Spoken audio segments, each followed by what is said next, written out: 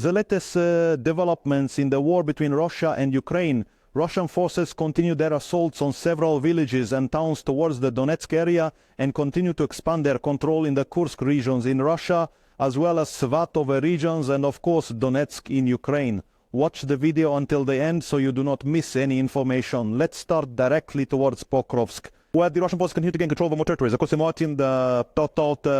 about just in the morning, there are operations that can be described as expansion by the Russian army towards Petrivka. You could say expansions of the Russian army towards Petrivka, and by evening there was further Russian advancement in this village as the Russian forces were able to progress along the area. And control this area in pink, as you see.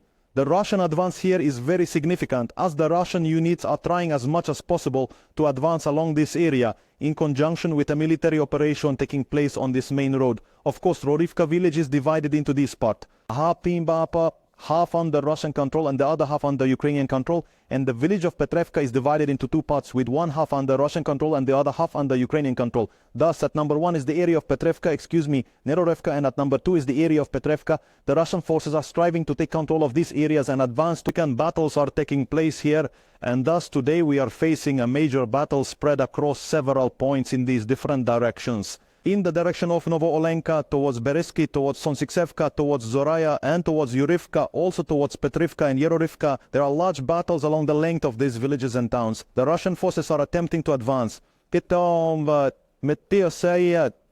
indeed, the advance towards Pokrovsk west, towards Kurakov to the center, and of course towards the borders of the Donetsk region in this entire area, marked by the yellow line. So will the Russian forces succeed in this? Of course, time will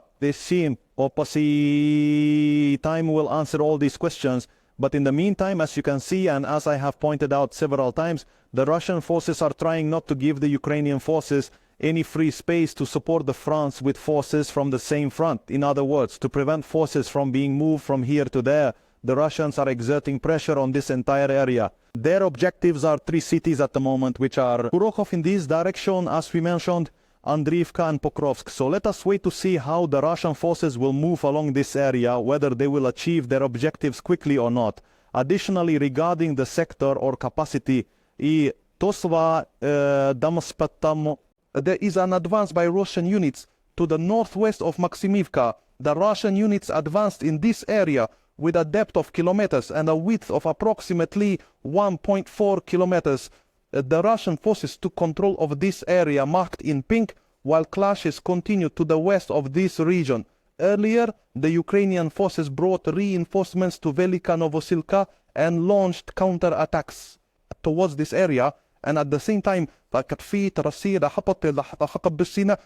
Russian forces are exerting pressure and trying to expand their control from this location. Thus, there have been no changes so far regarding this direction. In terms of the clashes towards Zavitne and around Antonevka, the clashes continue as the Russian forces are putting in their maximum effort from these positions where the 101st and 102nd regiments are located. Additionally, units from the 33rd Regiment are moving in the vicinity of Antonevka to gain control over this area. But very intense clashes are happening, and the biggest and most important ones are at this Ukrainian fortification. Its name is strange, so I will not mention it. Consequently, there is a fierce confrontation between the Russian forces and the Ukrainian forces here. The Russian forces are trying to take control of it and break through so they can enter Ilinka from this direction. At the same time, the battles continue towards Yazvetivka, and simultaneously Russian forces are attempting to cross into Ilinka. Therefore, there is a significant battle in these areas. As for the clashes in other areas, let's head to Svatove. In this region, significant clashes are taking place between Russian forces and Ukrainian forces. But progress was made by the Russian forces as the Russian 22nd Tank Regiment advanced.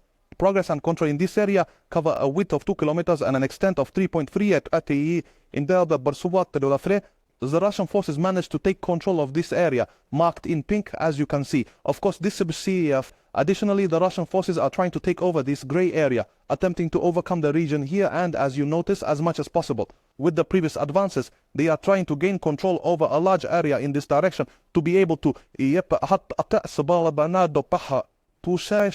this area where there is a second crossing used by the Ukrainian forces for all supplies. After capturing this first crossing towards Sienkovi from the east, they are trying to advance towards this second crossing.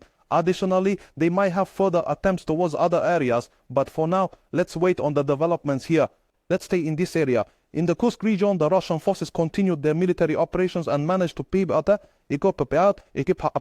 to advance control over the entire region, marked in pink south of Crimea. The Russian advance here was at a depth of up to 1,750 kilometers and an extent 6 kilometers or 7 kilometers approximately. The Russian units managed to seize full control of this area, marked in pink. Intense clashes are ongoing in this region, with Russian Brigade 110 units capturing these 5 towns swiftly.